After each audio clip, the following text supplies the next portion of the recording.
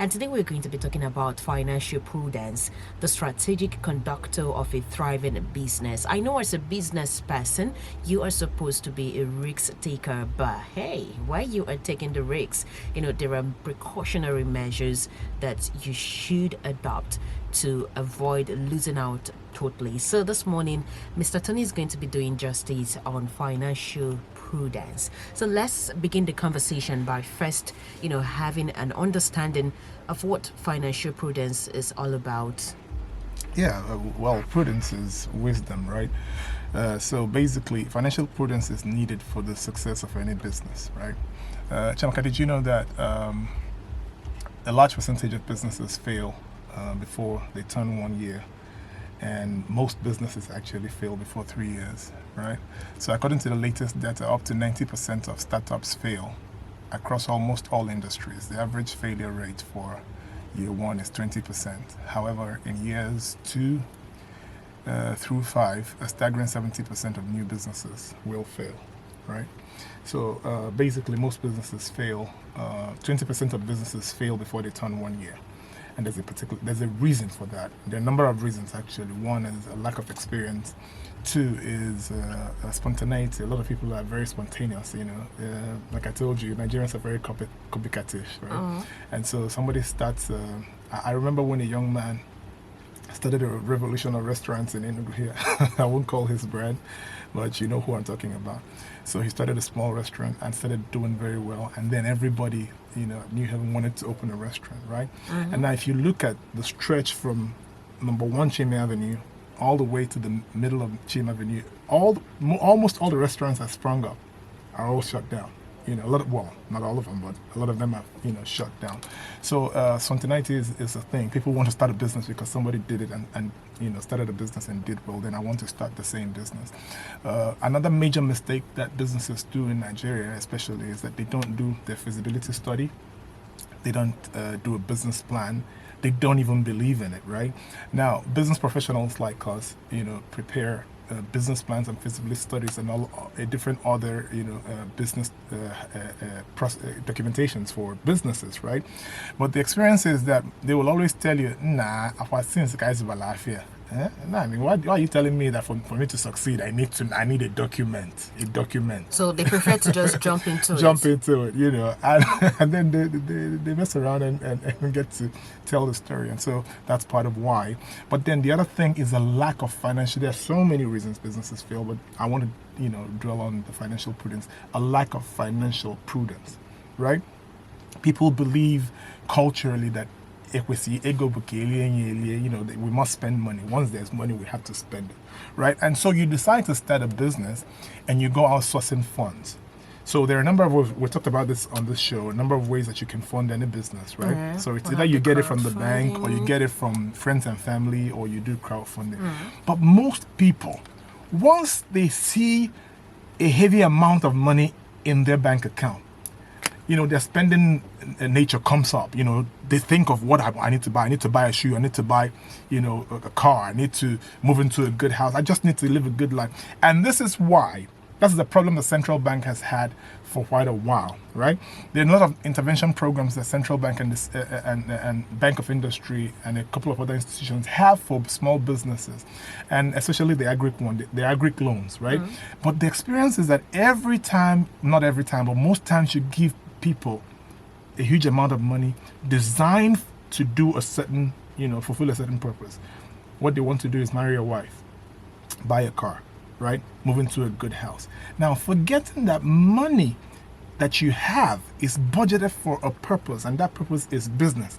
And so every 100,000 you remove from that stash has removed the potential of that fund to do what it was designed to do.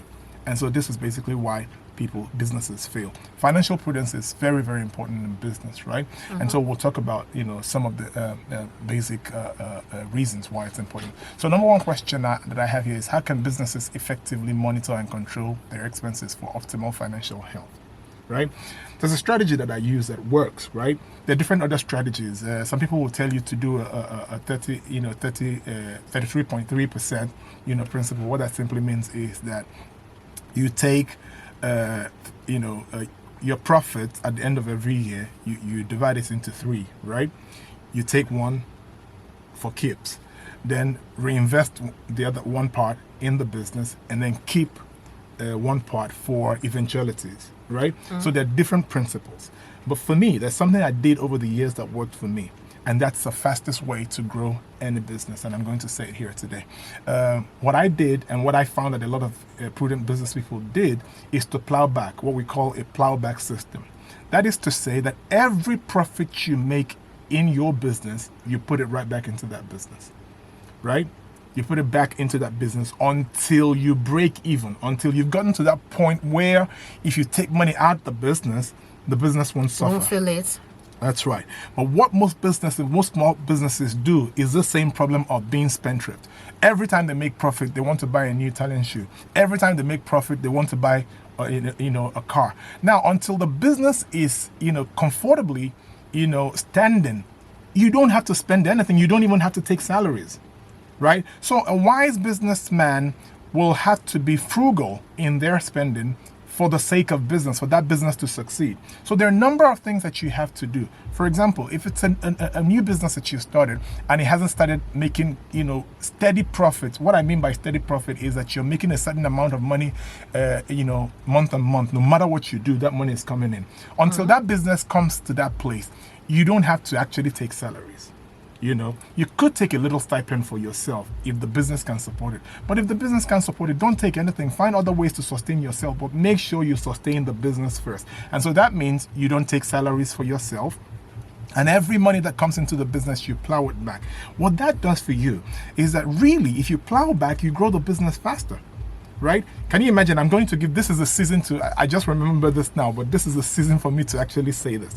Now, do you know the reason most Igbo businesses never grow beyond that one-man business, model? Do you know why? Go ahead. What was it? Do you know why? Just go ahead. Anyways, something happens with the Igbo businessman, right? They start working hard from the beginning. Igbo people work very hard, right? And are good at business. But some people just can't get, over that, small nature of their business. And the simple reason is that they start working hard from January of every year. And they work hard till December.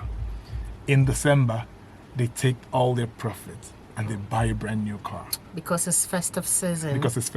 They had to go to the village, and so they want to go show off. They want to go show everybody coming from overseas and from all over Nigeria that they're actually doing well. They're doing good. So they take that money, they buy a new car, they finish the house they hadn't finished, or they start building it by October or say by July they start a house project for December, right? And so they start building it, and they start plunging all the money that should have gone to grow the business into that house. At the end of the day, they buy new clothes, so they're coming home like kings. They're coming to the village like kings, right? Yeah. Why is January the longest month? Everybody has spent their money. And so in January, nobody has money to spend. And so money is not being spent in January, and businesses are not making money. So everybody's struggling. You have to find school fees because by late January, your kids are going back to school. So it becomes the longest month of the year, January, because everybody ended up spending, their capital in December. So what happens is that they are wise enough, a lot of them are wise enough not to spend their capital. But every profit that should have been plowed back into the business to take that business to the next level was spent on crazy stuff. And so next January, he starts all over again like a new businessman. And this is what they do every year. They start all over again. And so even though they start the new year with a brand new car, but the fact is that the business never grows. And so any little, shake on the business fails, right? And that's because these people are spendthrift in nature. But a wise businessman is a frugal businessman. You invest every profit you make back into your business until it comes to that point where you can see at least 10 million naira sitting in your account that is not part of your starting capital. Until then, you can't really say this business has survived, right? And then the other thing is every business that cannot operate without the presence of their owner is not a good business. You must grow your business to a point where if you decide to take a 1 month leave, that business will still be making profit. If anything happens to you, you go to the hospital for the next 2 weeks to 3 months, that business is still making money. So you must strive to grow your business to a point where it makes money without you being there. Without you being there and then having other people who would running run the it business. for you. That's right. So your business, you must grow your business to a point where you have a manager who can take care of things when you're not there. And remember, I said in one of the shows that we had here, that it's not a great idea owning a sole proprietorship. Most Igbo businesses are sole proprietorships, and that's why they find it difficult getting funding. Right? Because any financial institution that's going to give you funds would actually look at the structure of your business, and when they find out that you are the sole proprietor in that business, they're afraid to give you a loan, because if you up and die tomorrow, nobody's going to continue the business, and that means they're going to lose their investment. Every investor is looking for a return on investment. So that's why you must structure your business where if you have grown kids, they are directors in the company, or your wife is a director, or somebody you trust is a director in the business, so that there can be some level of continuity, in business. So what are key elements to consider when creating a comprehensive budget for business? Like when we say the Nigerian government, like Enugu state government just did announced their budget recently. A budget doesn't mean you have that money. It's a plan. It's a financial plan for the next fiscal year, which is 1 year, right? You have to find that money. So when you're making that budget, it has to be all inclusive. Make room for everything that needs to be done, and then work hard to find the finances to actually fulfill the budget. Well, if you have a large amount of money stashed somewhere, you're blessed that you have a budget, but you also already have money to fulfill the budget, right? But you must make room for a number of things. Make room for advertising, make room, for good salaries, make room for healthcare for your staff if you can afford it, really, because really an unhappy staff, breeds a dying business, really. So these are some of the things that you must consider. On account of time, I want to take just one more. So how do you strike a balance between short-term financial goals and long-term strategic planning, right? Short-term financial goals is, you make plans on how little baby steps, right? So I want to make, you can say in the next 6 months, I want to be able to make 10 million.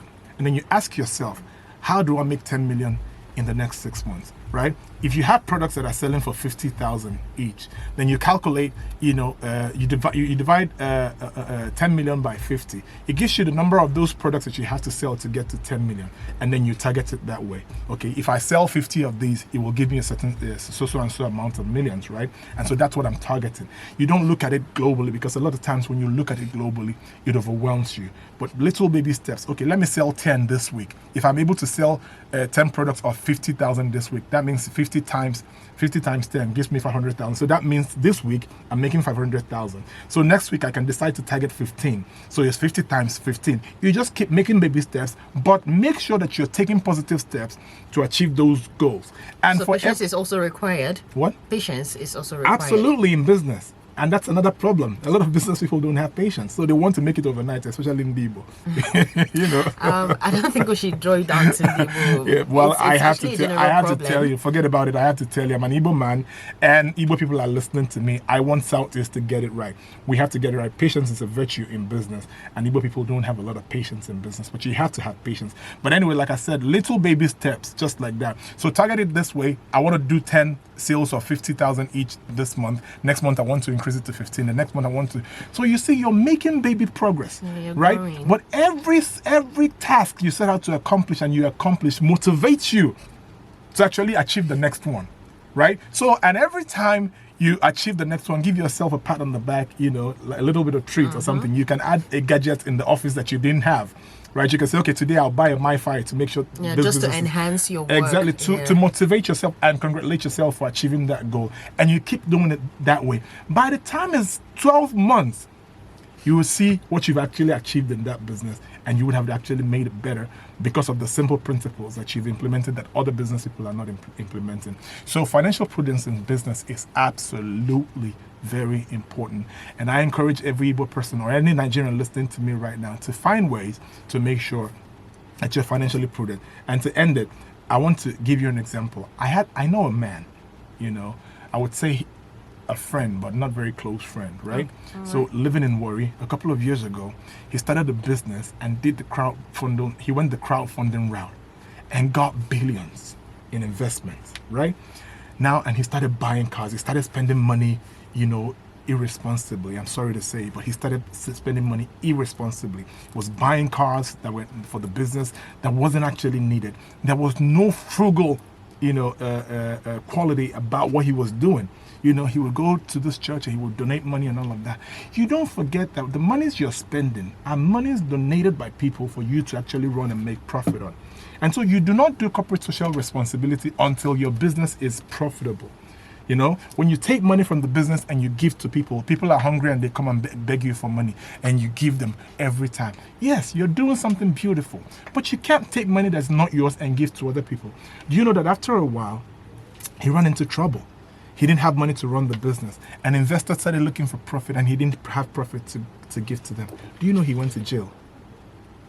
This man went to jail, family man, went to jail for a couple of years, not less than 5 years. I don't even know if he's out.